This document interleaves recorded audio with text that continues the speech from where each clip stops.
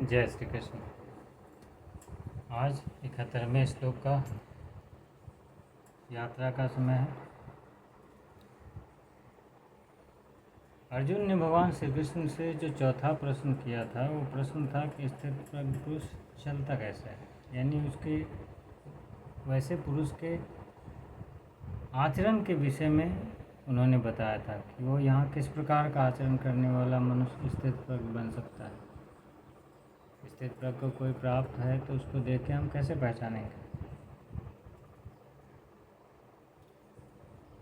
तो उन्होंने अभी तक के श्लोक में स्थित मनुष्य कौन बन सकता है, कौन नहीं बन सकता, जब मनुष्य स्थित प्रज्ञ को प्राप्त हो जाता है उसमें उसकी स्थिति कैसी है, इस तरह की बातें बतलाई है।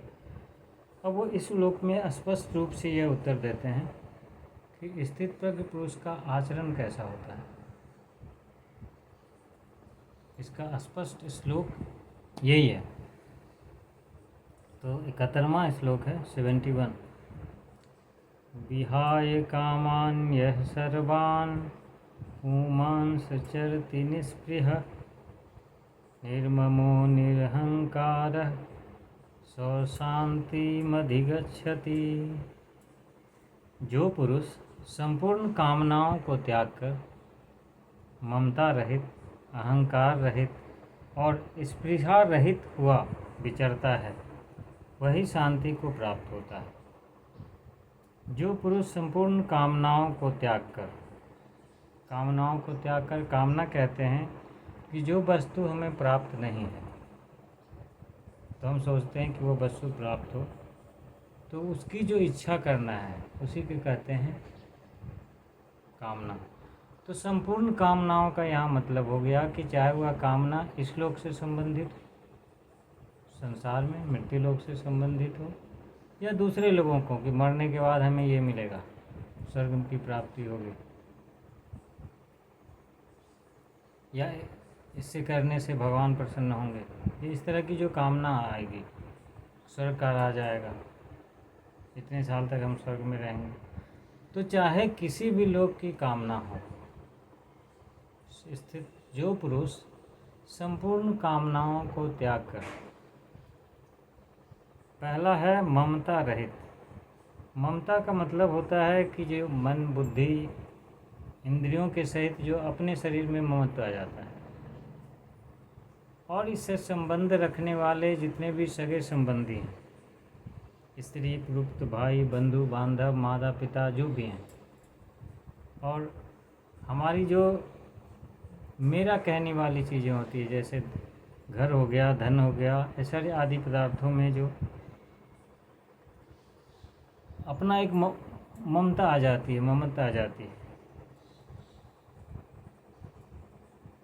यानी इन सबों को हम अपना समझते हैं। इसी भाव का नाम यहाँ ममता कहते हैं। इन चीज़ों में जो आपको अपनापन दिखता है, तो किसी दूसरे के बेटे को कुछ हो जाए तो आपके हृदय में वो नहीं पीड़ा नहीं होती, जब अपने पुत्र को होती है। तो ये जो अपनापन है इससे सर्वथा रहित हो जाए, यानी जो पुरुष पहले तो कामनाओं का त्याग कर दिया किसी भी प्रकार की, दूसरा ममता रहित, किसी भी चीज़ से ममता रहित हो जाए। आगे का है कि अहंकार रहित, यानी मन इंद्रिय बुद्धि सहित ये जो हमारा शरीर है,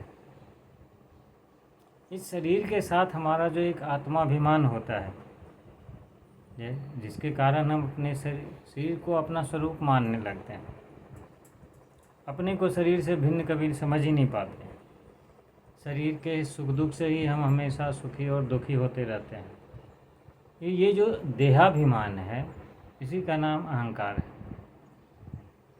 इस अहंकार से जो सर्वथा रहित हो, कामनाओं का त्याग करे, ममता से रहित हो और अहंकार से भी रहित हो जाए। अगला शब्द आता है स्पृहा रहित।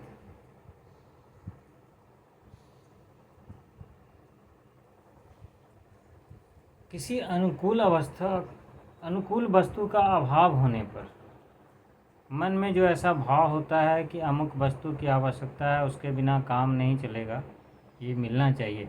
ये जो अपेक्षा आती है इसी को कहते हैं स्पृहा।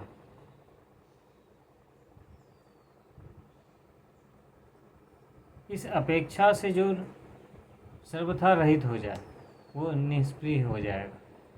तो यहाँ ये कह रहे हैं कि कामनाओं का त्यागी तो हो, संपूर्ण कामनाओं का त्यागी जो पुरुष हो उसको त्याग करके जो ममता रहित, अहंकार रहित और स्पृहा रहित हो जाए, यानी किसी से कोई अपेक्षा ना रखे।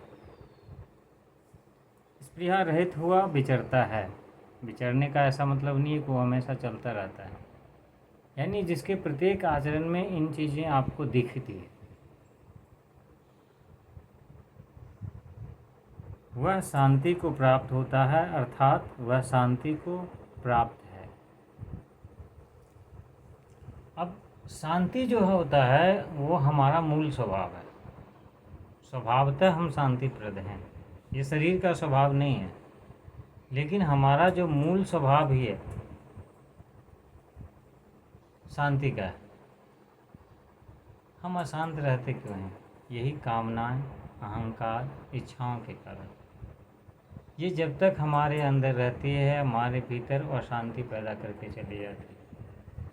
जब आपने इन सारी चीज़ों का त्याग कर दिया, ये है ही नहीं, तो फिर अशांति कहाँ रहेगी?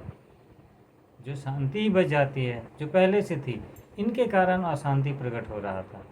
अशांति प्रकट करने वाली चीज़ें जैसे ही हटती चली जाती है, जैसे एक पत्थर आता है, हथौड़ों की चोट से मूर्तिकार करता क्या है?